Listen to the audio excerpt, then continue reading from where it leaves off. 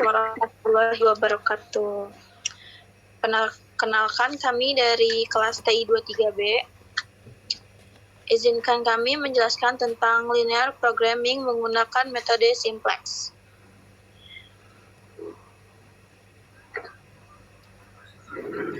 Di sini kami menjelaskan tentang simplex standar. Jadi, simplex standar adalah konsep dalam geometri yang merujuk pada generalisasi segitiga atau teotadron ke dimensi yang lebih tinggi.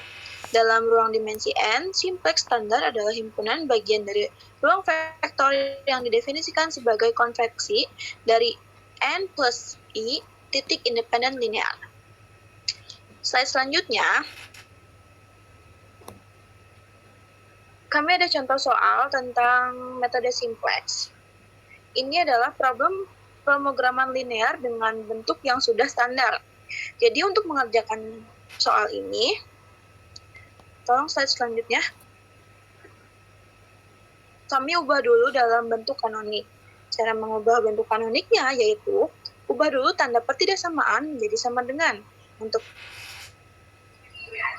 itu, kita akan menjelaskan ke tabel iterasi. Tolong slide selanjutnya.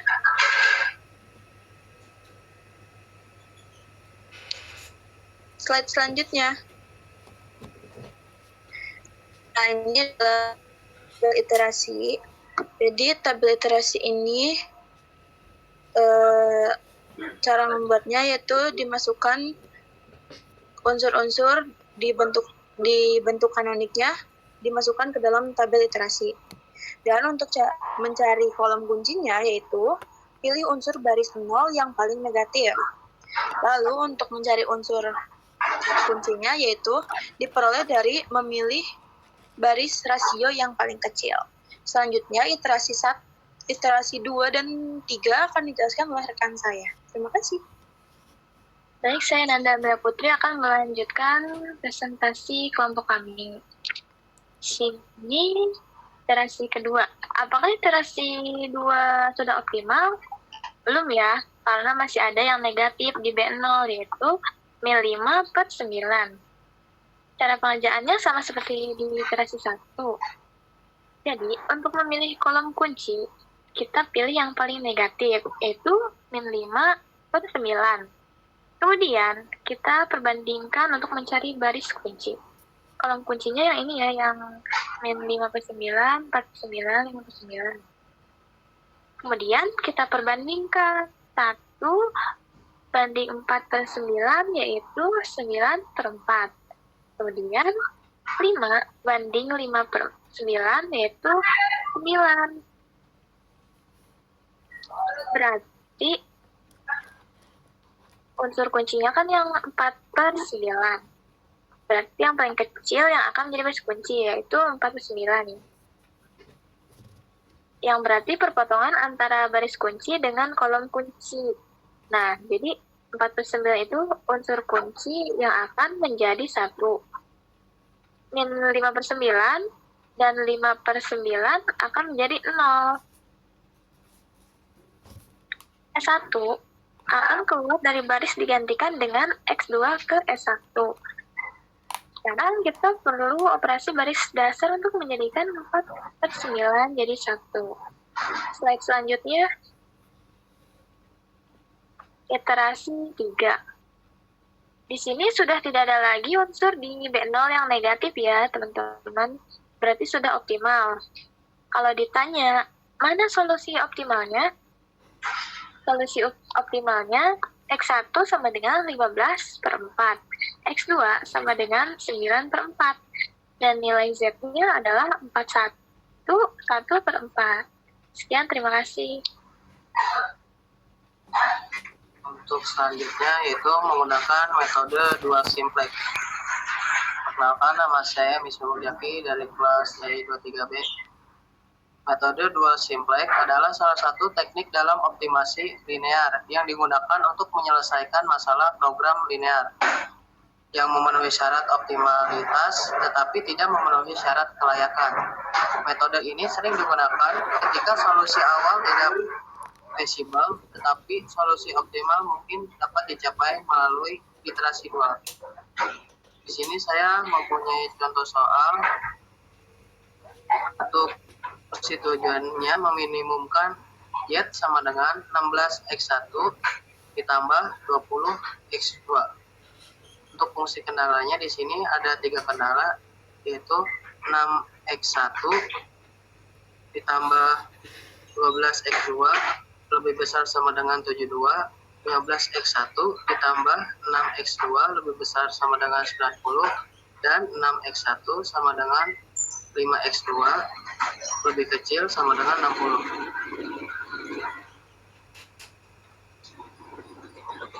Syarat digunakan metode dual simplex ini, jika ada kendala yang merupakan ketidaksamaan bertanda lebih besar sama dengan menjadi lebih kecil sama dengan mengalihkan negatif 1.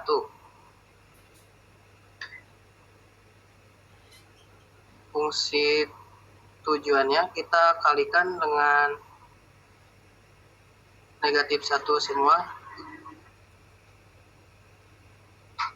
yaitu akan menjadi Z sama Z negatif 16x1 dikurang di negatif 20 x2 sama dengan 0s1 ditambah 0s2 ditambah 0s3.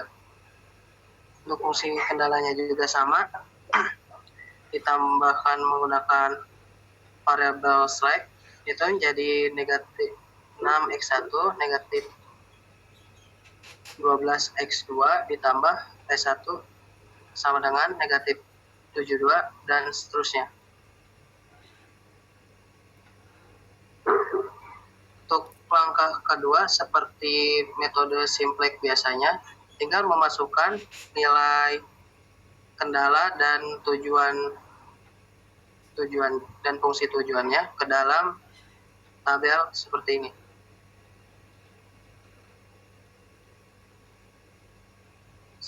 Langkah selanjutnya yaitu menentukan living variable atau variabel keluar dengan memilih solusi yang memiliki angka negatif terbesar. Di sini angka negatif terbesarnya ada pada baris S2, yaitu negatif 90. Maka baris kedua adalah baris pivot atau variabel keluar. Selanjutnya menentukan variabel masuk. Variabel masuk yaitu menghitung rasio, dihitung dengan membagi angka dari Z dengan living variabel yang bersesuaian dan dipilih rasio yang terkecil, yaitu mendapat min 15 dibagi min 16, menghasilkan 16 per 15. Ini negatif 20 dibagi negatif 6 menghasilkan 20 per 6. Jadi di sini kita ambil yang menjadi kolom kuncinya, yaitu X1. 16.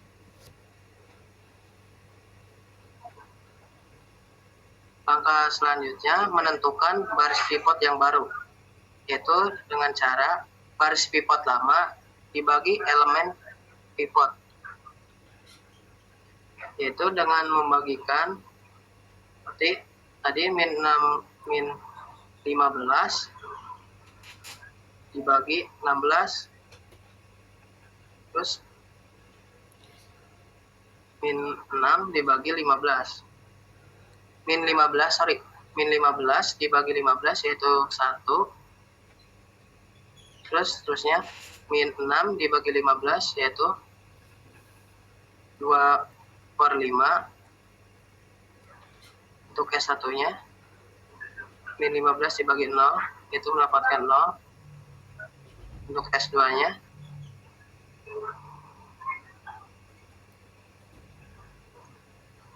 min 15 dibagi 1 mendapatkan negatif 1 per 15, dan S3 min 15 dibagi 0 yaitu 0. Seterusnya min 15 dibagi 90 yaitu mendapatkan hasil solusi 6.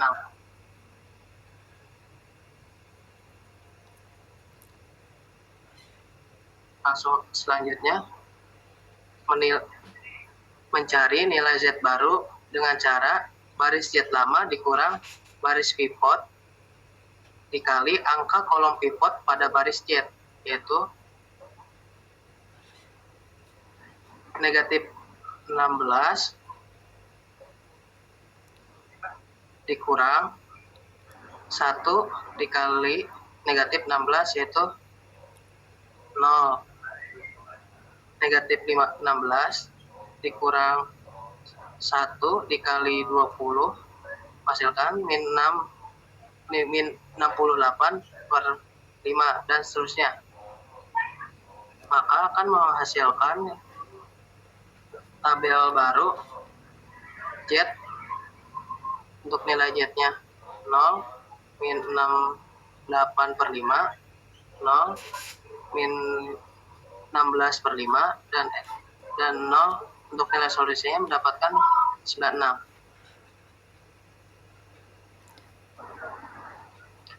Untuk iterasi kedua akan dilanjutkan oleh teman saya karena di sini belum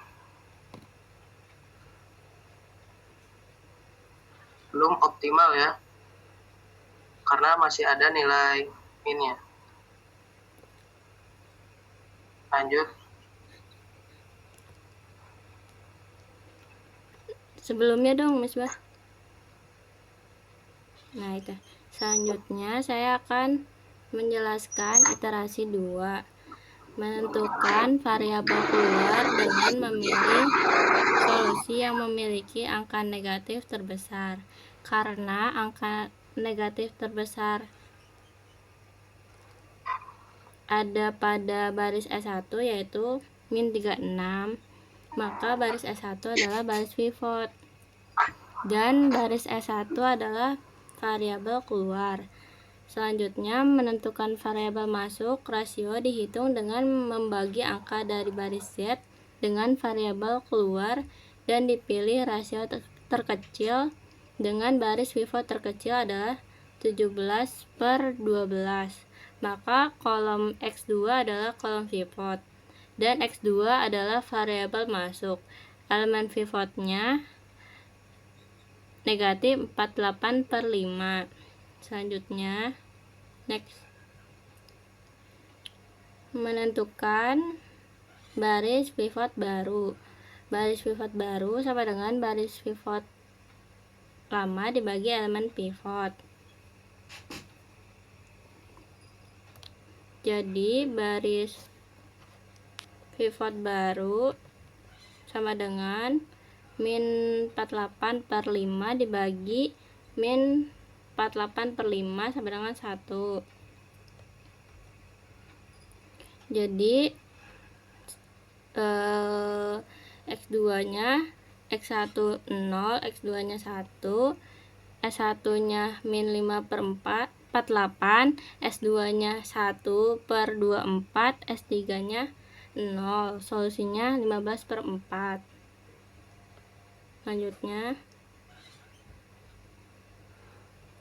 nyari baris Z baru. Nyari baris Z baru sama dengan baris Z lama dikurang baris pivot X. Pivot dikali angka kolom pivot pada baris Z. Jadi 0 dikurangi 0 dikali min 68 per 5 sama dengan 0. Jadi Z-nya ZX1 nya 0, ZX2 nya 0, S1 nya min 17 per 12, S2 nya min 1 per 2, S3 nya 0, solusinya 147. Selanjutnya, solusi optimal dan fleksibel tercapai pada iterasi kedua. Jadi bisa disimpulkan solusi optimum dan layaknya adalah Z-nya tadi 147, X2 nya 15 per 4, X1 nya 9 per 2. Sekian dan terima kasih.